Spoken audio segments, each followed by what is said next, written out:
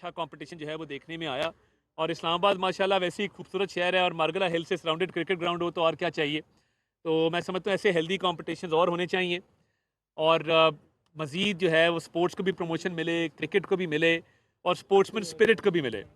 तो आप सबको बहुत मुबारकबाद भी है और इस दुआ के साथ कि हम इस मुल्क के लिए अपना किरदार अदा कर सकें, इस मुल्क में स्पोर्ट्स की प्रमोशन के लिए अपना किरदार अदा कर सकें, यूथ के लिए, टैलेंट के लिए अपना किरदार अदा कर सकें। तो मैं आपका बड़ा शुक्रगुजार हूँ कि आपने आज ये मौका दिया और आपको बहुत बहुत मुबारकबाद मैं अपनी तरफ से पेश करना चाहता हूँ हुकूमत पाकिस्तान की तरफ से। Thank you. सर PSL शुरू हो रहा है पाकिस्तान में।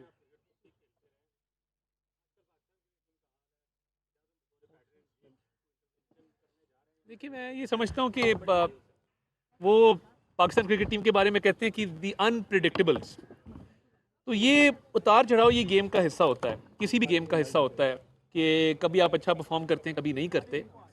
क्लिक करने की बात है और क्लिक करने के साथ साथ मैं समझता हूँ कि राइट टाइम पे जेल करने की बात है। तो मैं नाउम्मीद नहीं हूँ, मैं ये समझता हूँ कि हमारे प्लेयर्स बड़े अच्छे हैं, बड़ा टैलेंट मौजूद है टीम के अंदर और ये अप्स एंड डाउन्स आते रहते हैं। अभी थोड़ा डाउन की स्ट्रीक चल रही है, अच्छा वक्त भी आ जाएगा।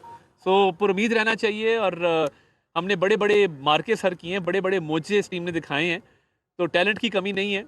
बस जेल करने की बात है तो इंशाल्लाह ताला मेरा ख्याल है बेहतरी होगी। हुसैन तारड़ साहब, इतलात कुछ रिपोर्ट्स हैं कि चेयरमैन PCB मोहसिन नकवी साहब ने इस्तीफा वज़ीर-ए-आज़म को भिजवाया। मेरे तक तो ऐसी अभी तक कोई इत्तलात मौसूल नहीं हुई हैं। अभी वो आपने देखा कि एशियन क्रिकेट काउंसिल के वो चेयरमैन भी मुंतखब हुए हैं, तो मेरे पास तो ऐसी फ़िलहाल कोई रिपोर्ट नहीं है आपसे शेयर करने के लिए। जी राशिद साहब।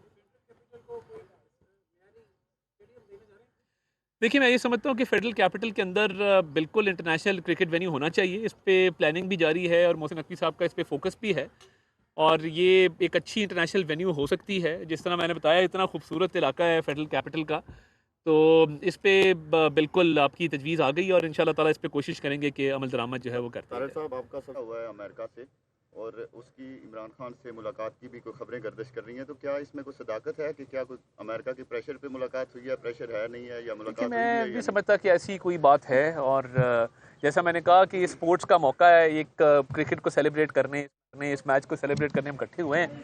तो पॉलिटिक्स को स्पोर्ट्स से बाहर रखना चाहिए, स्पोर्ट्स को पॉलिटिक्स से बाहर रखना चाहिए।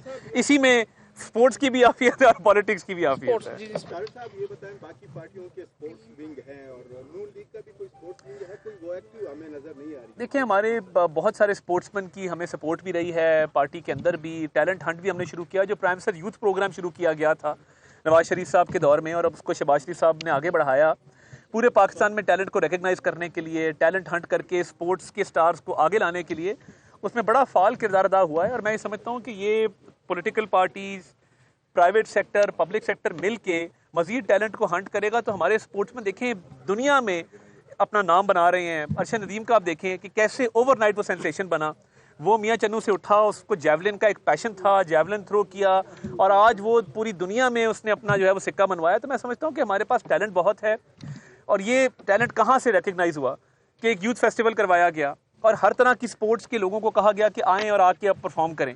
तो जब आप इस तरह के इवेंट्स करवाते हैं, लोगों को मौका देते हैं अपने टैलेंट को दिखाने का, तो मैं समझता हूँ कि उनकी सलाहियत रिकग्नाइज होती है और फिर उनको मौका मिलता है कि वो इंटरनेशनल लेवल पे जाके परफॉर्म कर सकें। तो ऐसे टैलेंट हंट और ऐसे प्रोग्राम्स और ऐसे यूथ फेस्टिवल्स मज़ीद बढ़ाएंगे ताकि बहुत सारे अरशद नदीम भी पैदा हो सके इस मुल्क में, हॉकी को खोया हुआ मकाम वापस मिले, क्रिकेट के अंदर जो है वो पैशन वापस आए इंशाल्लाह ताला। तो स्पोर्ट्स हमारी बहुत बड़ी प्रायोरिटी है और इंशाल्लाह ताला कोशिश करेंगे कि इसको आगे लेके चलें। सर PSL शुरू हो रहा है, उस बारे में कोई मैसेज दे दें। इससे पहले वो एसोसिएशन के पास थे और वो अच्छे चल रहे थे, बाद में CDA के हवाले कर दिए गए। अब तो ये सूरत हाल है कि फर्स्ट क्लास क्रिकेट ग्राउंड में ग्रेड 2 का मैच हो रहा होता है और वहाँ फुटबॉलर्स आ जाते हैं, फुटबॉल खेलना शुरू कर देते हैं। आप नहीं समझते कि ये CDA की बस की बात नहीं है, ये PCB को या एसोसिएशन को दे देने चाहिए और वही इन ग्राउंड मेरा ख्याल है दुनिया में और बाकी भी पूरे मुल्क में यही मॉडल है एसोसिएशन वाला। मैं आपकी इस राय से अग्री करता हूँ, कोशिश करते हैं इसका कोई हल निकल आए। आप इस पे कोई फॉर्मल हमें अगर एप्लीकेशन मूव करते हैं तो इस पे कोई ना कोई वर्किंग करके आपको वापस बताते हैं। ये बताइएगा कि प्राइम मिनिस्टर साहब ने डायरेक्टिव भी जारी किया था कि जो डिपार्टमेंट की स्पोर्ट्स है वो पूरी तरीके से रिवाइव हो, जो जी। पाकिस्तान के दौर में बंद हुई थी, लेकिन उस पे उस तरीके से काम नहीं हुआ और बहुत सारे स्पोर्ट्समैन जो है वो बेरोजगार है और अभी तक वो बेचारे रुल रहे हैं। देखिए माजी के एक दौर में डिपार्टमेंटल स्पोर्ट्स ख़त्म हुई, उसका नतीजा ये निकला कि जो बहुत सारे स्पोर्ट्समैन एक अपनी रोज़गार कमा रहे थे, सिक्योर जॉब्स थी और स्पोर्ट्स पे तवज्जो दे रहे थे, वो सिलसिला रुक गया। जब हमारी हॉकी टीम एशिया कप में एक अच्छी परफॉर्मेंस दे के वापस आई तो उसके बाद प्राइम मिनिस्टर साहब ने उसको रिवाइव किया, वो रिवाइव हो चुका। मगर अब प्राइम मिनिस्टर साहब ने ये डायरेक्टिव जारी किया कि इसका इतलाक माजी पर भी हो, यानी उन्होंने 2023 में इसका ऐलान किया था कि 2023 से लेके अब तक जो है वो डिपार्टमेंटल स्पोर्ट्स को रिवाइव किया जाएगा। तो उस दिन आपने देखा एक KPK के फुटबॉलर को PM साहब ने बुलाया, जिसके बारे में कहा जा रहा था कि जी बिल्कुल वो मजबूर हो गया था कि वो कोई और रोज़गार कमाए और मेहनत मजदूरी करे। तो वो उस मुलाकात के तवसत से भी अब स्पोर्ट्स डिपार्टमेंट को और स्पोर्ट्स बोर्ड को ये कहा गया है कि इसको इंश्योर करें कि माजी के प्लेयर्स पे भी इसका इतलाक हो। और देखिए, डिपार्टमेंटल स्पोर्ट्स ने बड़े बड़े स्पोर्ट्समैन पैदा किए हैं, और ये जब आपको फिक्र रोजगार से आप आज़ाद हो जाते हैं तो आप स्पोर्ट्स पे फोकस कर सकते हैं। तो इसको मजीद बेहतर करने की कोशिश करें। थैंक यू जी। बहुत PSL शुरू हो रहा है, उस हवाले से कोई मैसेज दें।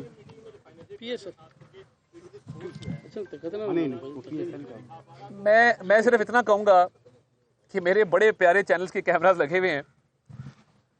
मेरी PTV की फाइनेंशियल हेल्थ बहुत सालों से बहुत बेहतर है, बहुत सालों से बहुत बेहतर है। और हमारी क्रिकेट टीम ने अभी टूर्नामेंट जीता, फाइनल जीता, अच्छा परफॉर्म किया। हमारा एक बैट्समैन है, बड़ा स्टार बैट्समैन है, शमाइल हुसैन उसका नाम है। उसने जो स्कोर किए वो आप जानते हैं अच्छी तरह, मेरिट के ऊपर। तो एक तो मेरी कोशिश थी कि मैं स्पोर्ट्स के अंदर मेरिट लेके आऊँ। मेरी इवन जो अभी स्पोर्ट्स की हेड हैं, एक खातून है, स्पोर्ट्स जर्नलिस्ट नहीं है, मैं कोई सिफारिश पे किसी को नहीं लेके आया। 35 साल उन्होंने स्पोर्ट्स जर्नलिज्म किया इस मुल्क के अंदर, अपना किरदार अदा किया। टीम मेरिट पे सिलेक्ट हुई।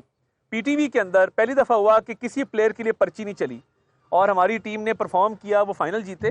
तो ये देखें, छोटा मोटा फाइनेंशियल क्रंच चलता रहता है और बिल्कुल चलता है, प्राइवेट सेक्टर में भी चलता है, मगर चैनल की फाइनेंशियल हेल्थ पहले से बहुत बेहतर है।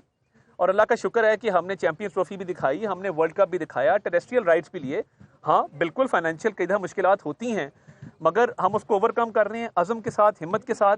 जो प्रोपेगेंडा चल रहा है कि जी पता नहीं क्या होगा, जी तनख्वाहें नहीं दी, तो मैं ये समझता हूँ कि इस पर जितनी कम बात की जाए उतना बेहतर है। बहुत शुक्रिया। PSL के हवाले से कोई मैसेज दे दें। देखिए, PSL का मैं समझता हूँ कि I wish all the teams the very best of luck. कि पाकिस्तान में PSL एक मेजर इवेंट होता है, दुनिया के प्लेयर्स वहाँ पे आते हैं और पूरी पाकिस्तानी कौम को मौका मिलता है क्रिकेट देखने का, क्रिकेट को सराहने का, अपने फेवरेट प्लेयर्स को जो है वो एक्शन में देखने का। तो ये एक बहुत अच्छा मौका है और इंशाल्लाह ताला आप देखेंगे कि PSL में कम्पिटिटिव क्रिकेट होगा, अच्छा क्रिकेट होगा और उसमें सबसे बड़ी पाकिस्तान की और क्रिकेट की जीत होगी। Thank you very much. बहुत शुक्रिया।